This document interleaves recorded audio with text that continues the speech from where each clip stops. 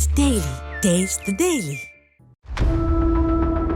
சென்னையை அடுத்த பீர்க்கன்காரணை ஏரிக்கரை பகுதியில் ரோந்து பணியில் ஈடுபட்டுக் கொண்டிருந்த போலீசார் அருகில் இருந்த சுடுகாட்டில் இருந்து கஞ்சா வாடையுடன் கூடிய புகை கிளம்பிக் கொண்டிருந்ததை நோட்டமிட்டனர். சுடுகாடு என்பதால் பிணம் எரியும் புகைதான் என நினைத்துவிட்டு புறப்பட முயன்றபோது யாரோ பேசும் சத்தம் கேட்டதால் போலீசார் அலர்ட்டானார்கள். இதனையடுத்து சுடுகாட்டில் சுத்து போட்ட போலீசார் கஞ்சா கிருகிருப்பில் இருந்த பள்ளி மாணவர்களை தட்டி தூக்கினர். அவர்களின் கைகளுக்கு கஞ்சா சென்றது எப்படி என்பதை அறிய போலீசார் துருவி விசாரணை மேற்கொண்டனர்.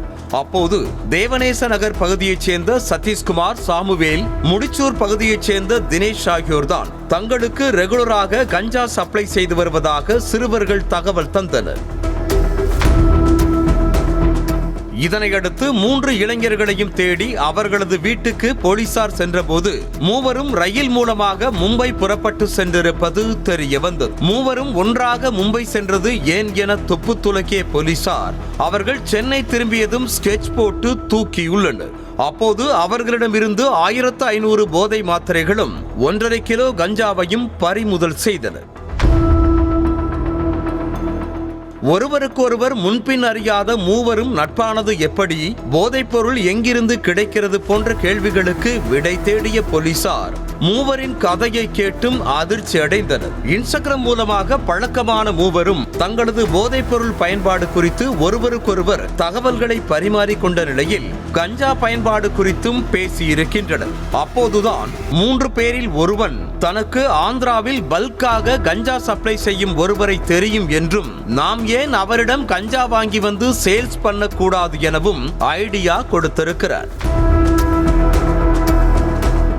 இதனையடுத்து நியூ இயர் ரெசல்யூஷனாக கஞ்சா புகைப்பதோடு பிசினஸையும் ஸ்டார்ட் செய்ய முடிவு செய்திருக்கின்றனர். இதற்காக கோயிலில் சிறப்பு பூஜையெல்லாம் செய்து வழிபட்ட மூவரும் ஆந்திராவில் இருந்து கஞ்சா மற்றும் போதை மாத்திரைகளை வாங்கி கொண்டு வந்து விற்றிருக்கின்றனர். ஆரம்பத்தில் பிசினஸ் டல் அடித்ததால் துவக்க விழா ஆஃபர்களையும் அறிவித்திருக்கின்றனர். இன்ஸ்டாவில் இந்த தகவல் கஞ்சா கயவர்களின் காதுகளுக்கு செல்லவே பிசினஸும் சூடு பிடித்ததாக சொல்லப்படுகிறது.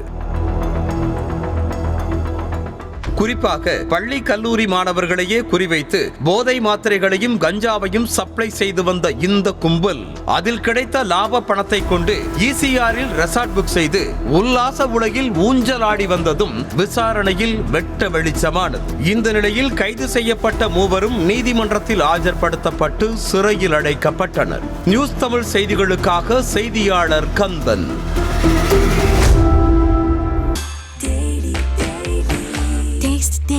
Taste the Daily.